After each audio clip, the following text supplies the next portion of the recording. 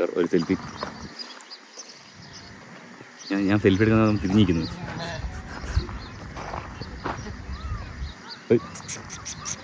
ആ കൂടെ വന്നു കേട്ടോ. തുപ്പിയാനിട്ടാലോ കേട്ടോ.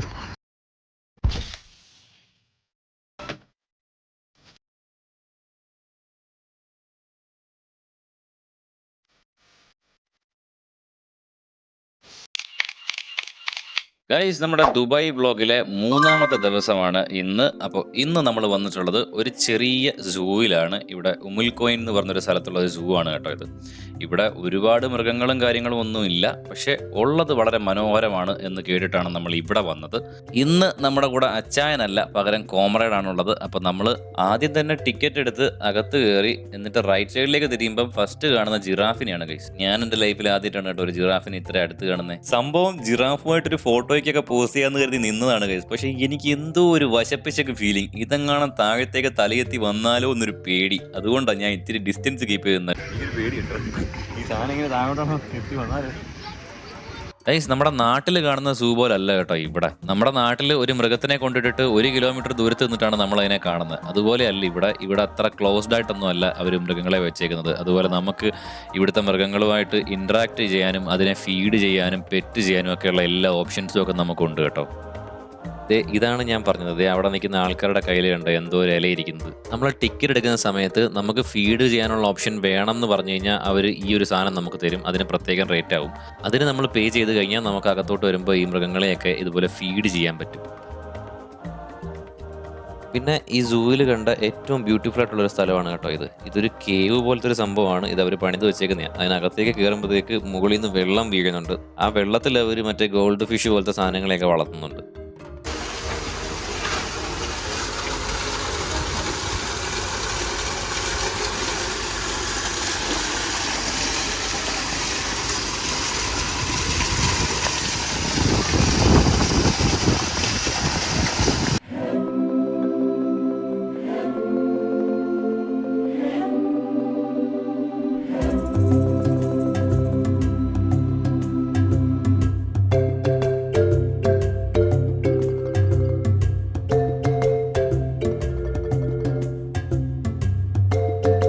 അങ്ങനെ കാഴ്ച കണ്ട് മുമ്പോട്ട് വന്നപ്പോഴാണ് ഇത് ഈ കഴുകന്മാരെ കണ്ടത് കേട്ടോ. ഈ 2 എണ്ണമാണ് എന്നെ കണ്ടപ്പോൾ തൊട്ട് ഫോട്ടോയ്ക്ക് പോസ്റ്റ് ചെയ്യുന്ന മാതിരി ഇങ്ങോട്ട് തന്നെ നോക്കിക്കൊണ്ടിരിക്കുന്നു. അങ്ങനെ നമ്മൾ താഴോട്ട് വന്നപ്പോഴാണ് ദാണ്ട്ര മുഫാസ ലുക്കുള്ളൊരു സിംഹക്കുട്ടി അവിടെ കിടന്നൊരു പെണ്ണിന്റെ കാല് കടിച്ച് പറിക്കുന്നു. അവള് അതിനെ കണ്ടിട്ട് ക്യൂട്ടാണെന്ന് പറഞ്ഞിട്ട് പെറ്റ് ചെയ്യാനും വേണ്ടി വന്നതാണ് കേട്ടോ. ഈ സാധനം കൊണ്ട് ലെഗ് പീസ് കിട്ടിയ സന്തോഷത്തിൽ അവിടെ കാലേന്ന് വിടുന്നേ ഇല്ല.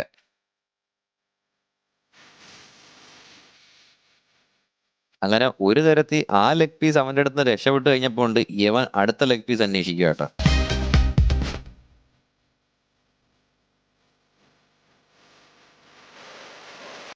ചെറിയൊരു സിംഹക്കുട്ടിയെ കണ്ടായിരുന്നു. എന്നിട്ട് നമ്മളിങ്ങനെ നടന്നുകൊണ്ടിരിക്കുകയാണ്.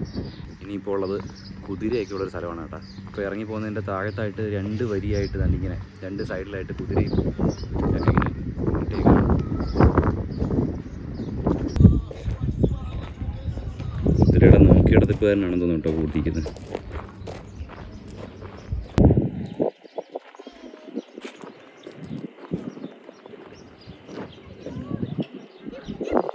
തലയും പൊക്കി എടുത്തോണ്ട് പോകുന്നു.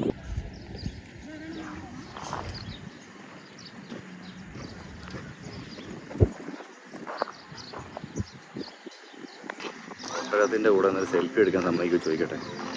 ഒട്ടകമൊക്കെ ഇവിടുത്തെ VIP ആണല്ലോ. ചോദിച്ചു നോക്കട്ടെ. പബ്ജിയിൽ നമ്മുടെ ഏറ്റവും ഇമ്പോർട്ടൻ്റ് വാഹനമാണ് കേട്ടത്. സർ ഒരു സെൽഫി. ഞാൻ സെൽഫി എടുക്കുന്നത് തിരിഞ്ഞിരിക്കുന്നു.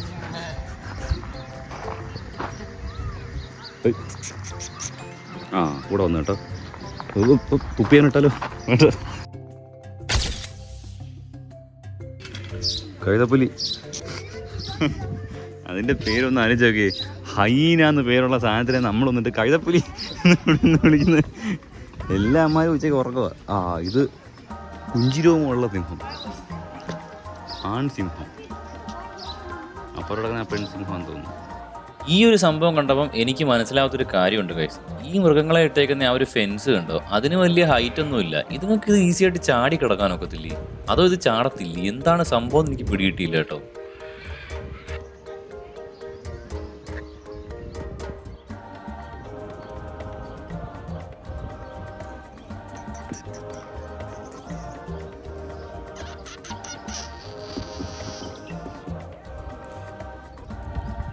അങ്ങോട്ട് വിളിച്ചാൽ അങ്ങോട്ട് പോയി, ഇങ്ങോട്ട് വിളിച്ചാൽ ഇങ്ങോട്ട് വരും.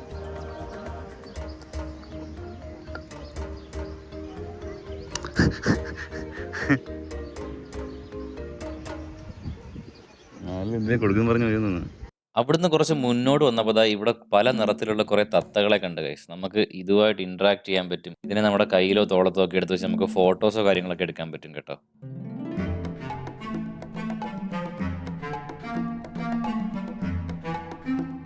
കുറച്ചൊന്ന് പേടിച്ചിട്ടാണെങ്കിലും ഞാനും ഒരു ഫോട്ടോ എടുക്കാനായിട്ട് നിന്ന് കൊടുത്തു ഗൈസ്. തത്തയുടെ ഒരു ആഗ്രഹമല്ലേ.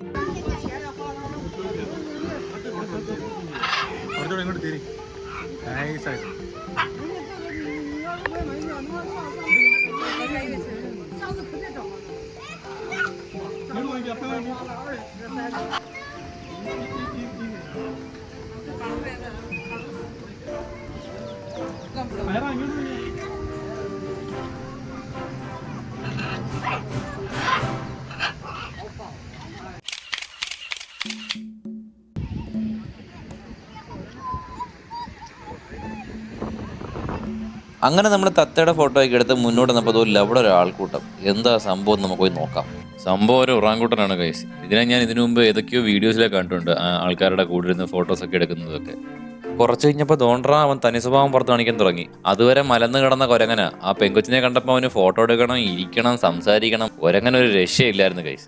അങ്ങനെ സൂല കാഴ്ചകളൊക്കെ കണ്ടു കഴിഞ്ഞ് നമ്മൾ അവിടെ നിന്ന് ഇറങ്ങിയപ്പോൾ നമ്മുടെ കോമ്രേഡിനോട് ഞാൻ ചോദിച്ചു ഈവനിങ് ടൈം എൻജോയ് ചെയ്യാൻ പറ്റിയ നല്ലൊരു സ്ഥലം ഏതാണെന്ന്. അപ്പോൾ കോമ്രേഡ് എന്നോട് പറഞ്ഞു നമുക്കെന്നാൽ നേരെ അൽനൂർ ഐലൻഡ് ഉണ്ട്, അടിപൊളിയാണ് എന്ന് പറഞ്ഞു. എന്നാൽ പിന്നെ ഞാനും കരുതി നേരെ അങ്ങോട്ട് തന്നെ പോവാം.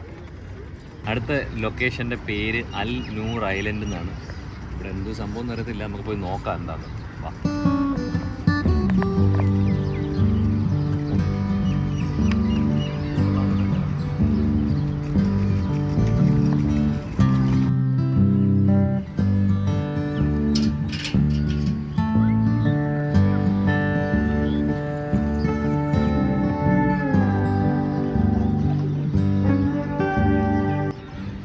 നമ്മുടെ ഐലൻഡിലേക്ക് പോകുന്ന വഴി കേട്ടോ ഇത്.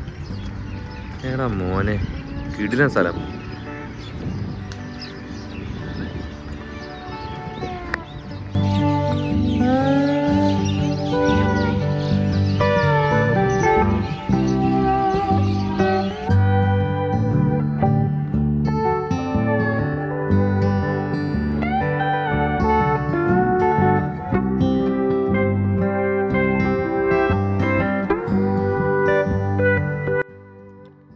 അങ്ങനെ നമ്മൾ മുന്നോട്ട് നടന്നു വന്നപ്പോഴാണ് അവിടെ ആയിട്ട് ഒരു ബോർഡ് വെച്ചേക്കുന്നത് കണ്ടു. അത് വായിച്ചു നോക്കിയപ്പോൾ മനസ്സിലായെന്ന് വെച്ചാൽ അതൊരു ട്രാംബുലീൻ പാത്വേ ആണ് ഇനി നമ്മുടെ മുന്നോട്ട് വരുന്നത്. പിന്നെ അവിടെ കുറച്ച് റെഗുലേഷൻസ് കാര്യങ്ങളുണ്ട്. അവിടെ ജസ്റ്റ് നടന്ന് പോവുക, കിടന്ന് ചാടാതിരിക്കുക, ഒരു സമയം ഒന്നിൽ കൂടുതൽ ആൾക്കാർ പോവുകയാണെങ്കിൽ 2 മീറ്റർ ഡിസ്റ്റൻസ് ഇട്ട് പോവുക, അങ്ങനെ കുറച്ച് റെഗുലേഷൻസ് ഉണ്ട്. അതാണ് അവിടെ എഴുതി വെച്ചിരുന്നത്.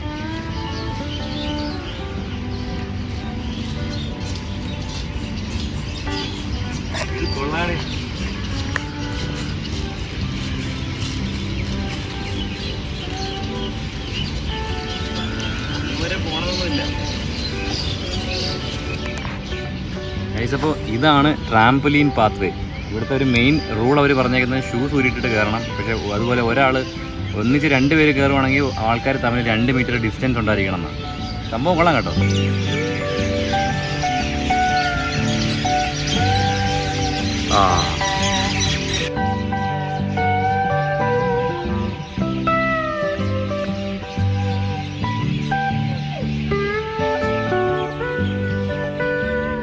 അങ്ങനെ അൽനൂർ ഐലൻഡിലെ കാഴ്ചകളെല്ലാം കണ്ട് അവസാനം ഈ ഒരു സിറ്റിയുടെ വ്യൂ കൂടി കണ്ടു കഴിഞ്ഞപ്പോഴത്തേക്കും ദുബായിലെ 3ാമത്തെ ദിവസം അവസാനിക്കുകയാണ് ഗൈസ്. അപ്പോൾ നമുക്ക് ദുബായിലെ 4ാം ദിവസത്തെ വിശേഷങ്ങളുമായി അടുത്തൊരു വ്ലോഗിൽ വീണ്ടും കാണാം. Bye guys.